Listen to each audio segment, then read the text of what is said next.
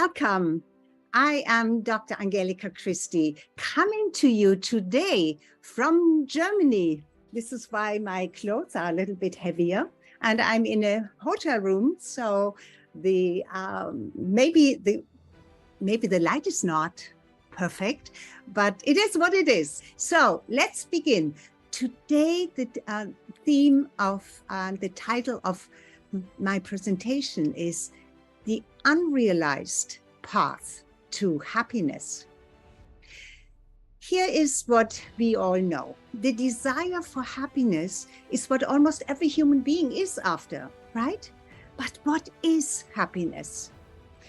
When you ask different people, you get different answers to what happiness means to them. For example, a poor person may just want to have a roof over her head and enough food for herself and her children, if she has babies. A young person's vision of happiness may be her first car or the promise of something that gives her independence and going to places where she experiences herself and has a lot of fun. That may be happiness for her. A middle-aged woman may want to see her children grow up well, be educated, and with social skills and good manners.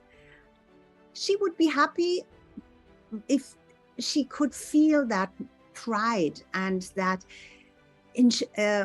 sureness about the well-being of her offspring. Yes?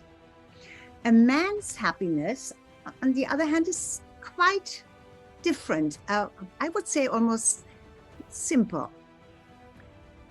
I would say a good career, a nice home, a good woman. Well, if she's pretty and sexy on top of that, that would be the icing on the cake for a man. And a man usually enjoys the company of his male friends for sports and short trips where they have common interests and usually men bond when they have these common interests like fishing or golfing or any of these things or any other men's sport. On the other hand, a woman's happiness seems a bit more involved. I don't want to say more complicated, but maybe it is. And I believe it's more specific. I believe that the reason that women have specific dreams is there is a greater imagination in women. Women have an amazing capacity to dream up any situation in detail. Well, most are unaware that they have this ability and therefore do not take advantage of it. I mean, that in our time of rush and busyness, in our time to dream, almost seems like something that we don't have time for, and it often takes a backseat. In my survey about what makes women happy and why so many feel unhappy and even trapped, I found that most women do not know what makes them happy. Or they have only vague images or more general ideas what it could be that could make them happy. What I'm talking about here is that rather than going within and discovering her unique desires and wants, she just repeats what the outside world has kind of conditioned her to believe that would bring her happiness. Like she thinks she would be happy if she found her soulmate. Yet she doesn't even know exactly what a soulmate is. A soulmate is not a bliss bunny. And so many women believe that once they find their soulmate, happiness will be everlasting. Many women look at movies or romantic books and writings for an example of what she desires in a man. This means that the stirred up emotions by a love story in a book or on the silver screen, the idea of the man or partner that would bring her excitement, romance, and therefore happiness, well, you know how that usually works out, right? Yes? Not so well. 99% of the time, I would say, it is very different from what she may imagine if she looks at things out of the movies and the romance books. And her longing stays unfulfilled. Or the experience that brought her only heartaches, then those experiences leave her unhappy, sometimes desperate, or really disillusioned. Her problem is that she does what she believes she should or must do. But where does this belief even come from? I believe it comes from decades of subconscious programming. And programming starts really at the very beginning of our lives. Yes? Do you agree? When you and I were babies, what did we do to get love? Or at least attention. What did we do? We cried. Yes, we cried and cried some more until we got what we wanted.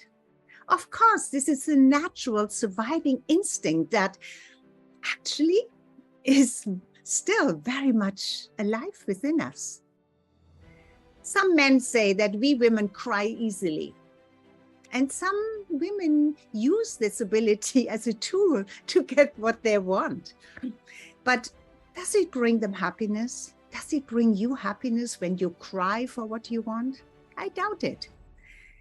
It's more like a thrill maybe when it works out. Yet it does not bring true happiness. So what does? You may have been attracted to the title of my talk today, right? Which is The Unrealized Path to Happiness. So let me get a little bit into that, what I mean by this. Let me start by saying that self-doubt is cumulative. Little doubts stack up and your life then goes nowhere. Do you agree with that? Because when that happens, you constantly feel stuck. Your happiness is possible and even inevitable when you detach from the outcome. The outcome? That would be the goal, right? When you can detach from the outcome and focus on what? Focus on progress. Living, I mean feeling alive when you realize that you have made progress is the best feeling that needs no explanation, no acknowledgement from nobody, from anybody else. You know it, you feel it, and it feels great. Do you agree with that? This is happiness that nobody can take away from you. And it's kind of easy. I believe that progress is even more satisfying than the end result. And I think I have already hinted on that a little bit. But why is that? Don't we all want to get to our goal and then, oh my God, if I would just get to my goal? When you think that the goal is the end result, what happens then? The end result is the end, right? There is nothing coming anymore. So how much happiness does that bring? But progress is a continuing and actually a very exciting journey that never needs to end. An exciting journey that never ends. Yes, can you see this? I hope you can. Maybe you have never thought about it this way. And I believe you can. You can see that because I can see it and I can feel it, and so you must feel it too. Yes, and I do understand that once you get it, that doesn't mean it's always there. You and I, we still battle with fear. Fear that we are not for example, not good enough. Fear that we will not reach our goal, that we will be disappointed, or that we will be judged, and on and on and on. So let me give you another idea here. Why not become professional in how we handle fear? Yes, professional.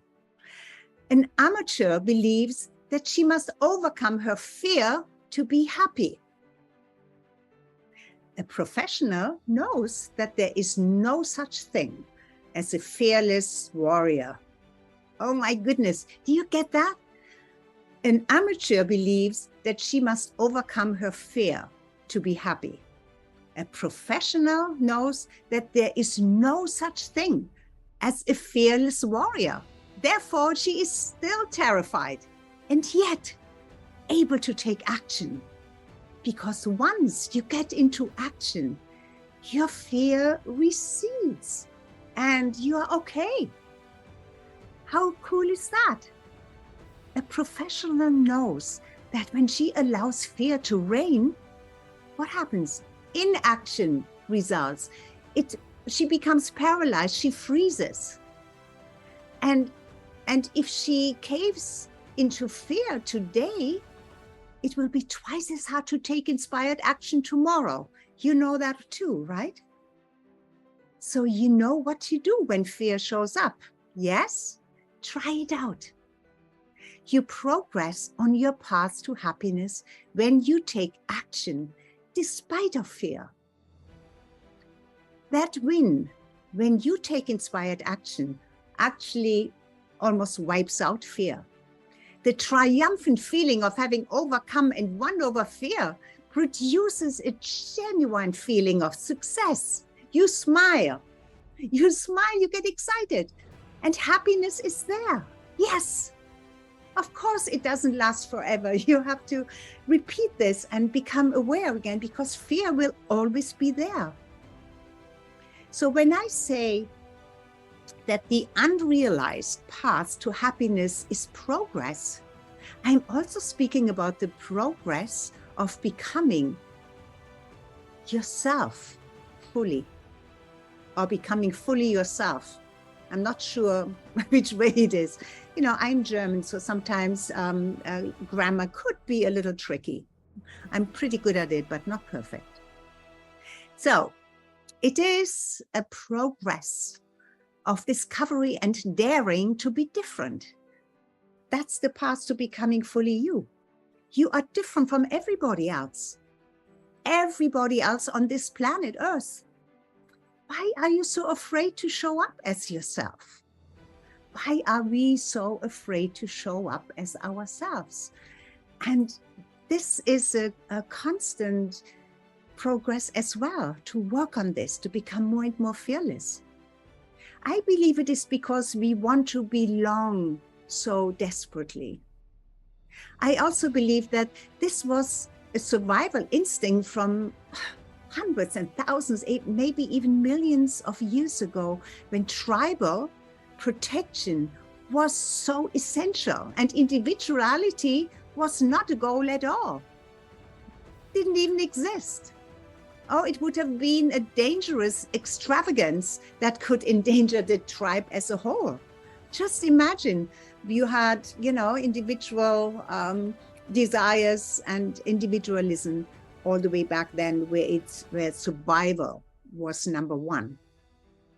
But today, it's not just about survival anymore. We have evolved into our awareness of our individuality and autonomy as a unique human being. It is an exciting path. And of course, it is more complex. All of a sudden, happiness does not just mean being a member of a tribe and just having food and shelter anymore, but today, already for thousands and thousands of years, but even more and more as we evolve more into our own individualities, it is about the fulfillment of our individual dreams, our desires. So with this individualism comes the fear of being seen and judged, which brings with it, you are seeking approval and you're seeking the acceptance of others, which keeps you in fear of being yourself, or it hinders you from being yourself. Instead, you conform about everybody else's desires for you, and you stay unhappy and confused while being attached to a third-party validation. This is still so prevalent today. How different this is from the vision of you, the true vision of you, the unique, unapologetic, magnificent woman that you are, who stands out as the fearless woman that you are. Fear is still there. When I say fearless, it doesn't mean you don't have fear anymore, but fear does not hold you back anymore. You handle it professionally. Yes, you take inspired action. Because when you are entirely yourself, you are still terrified at times. I am, everybody is. Fear is still there because it will never go away. But when you are actually conscious of yourself, you know that. And then you act differently in the face of fear. And it gives you a whole different experience. What is that experience like? For example, you will have compassion with yourself and do what must be done in the present moment, because your heart always knows what needs to be done, what must be done. You do not spend time and energy in the past, which triggers fear, or spend time in the future with some hopes, but you banish both sides and live fully in the present moment with your conscious choices. You are aware of distractions, of course, and banish those as well, while working on yourself and enjoying your life's journey on your unique path towards your goal, or goals, however many you have, but without being obsessed with it. So in other words, you enjoy every step on the journey, which is really the progress you have, while you have compassion with yourself. Even when you stumble and fall, you pick yourself up, you dust off your knees, and you enjoy the next step, which is progress. And it gives you that feeling of, that you're going somewhere. Yes. So I hope that this all makes sense to you, because progress is not very well understood. We know that there are signposts on a path going from A to B. If A is where we are now and B is where our goal is, there are a lot of middle stations, right? And there may be valleys that we have to go down into and crawl out again. But that's when actually some people ask for help. And it's wonderful when they do, because help is always available. I mean, that's what coaches are for. That's what mentors are for, to bridge that valley, to build that bridge so that that guides you across that deep valley, that you don't have to go all the way down there and have to try to climb yourself out of it again.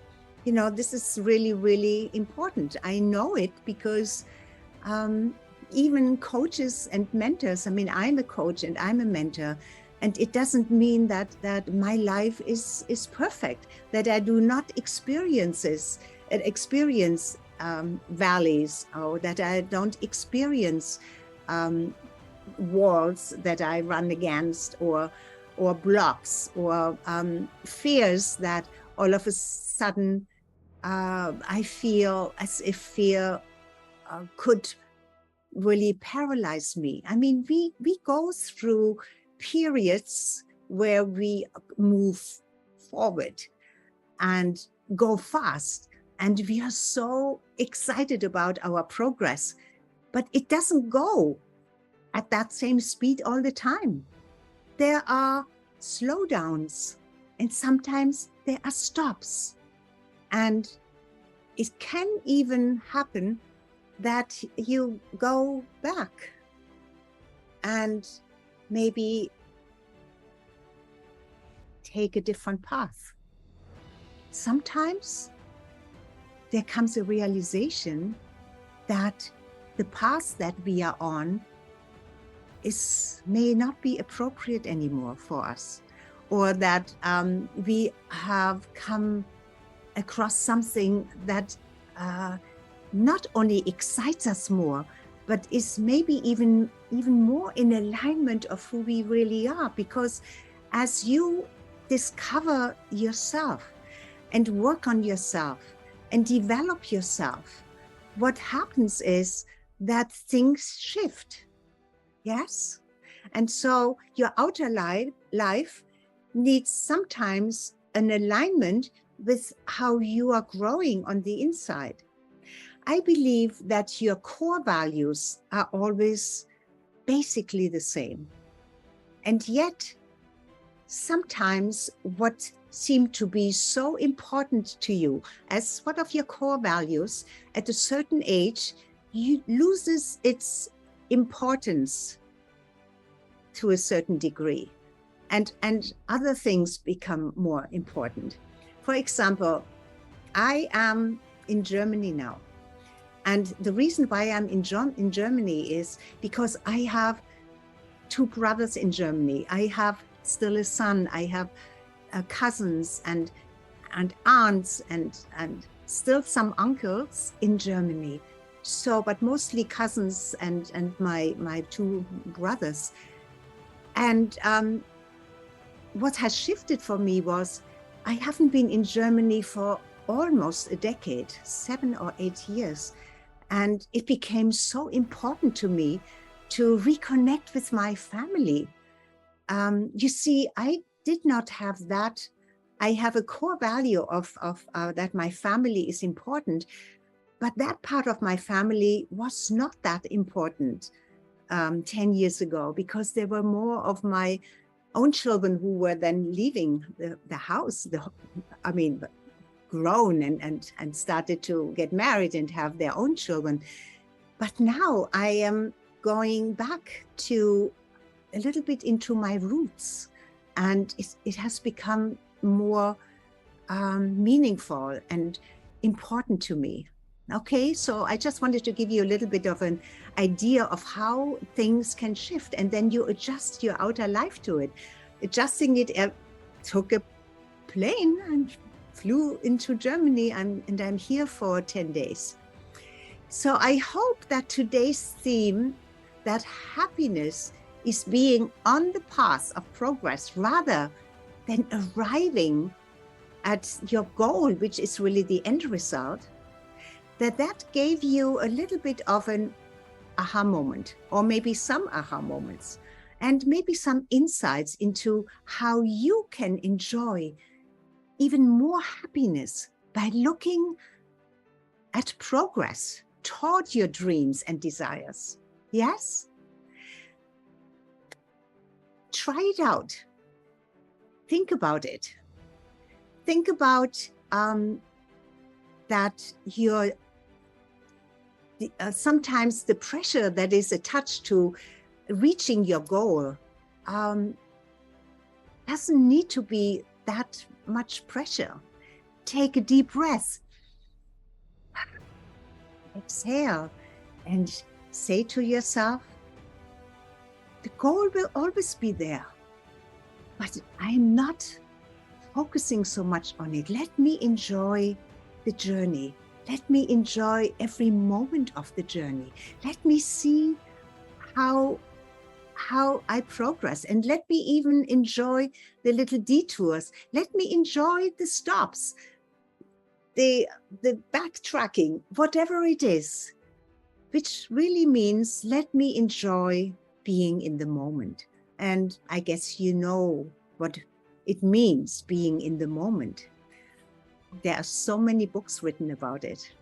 The now, because if our mind is always in the past, because we are living our story, and our mind is always attached to what happened in the past.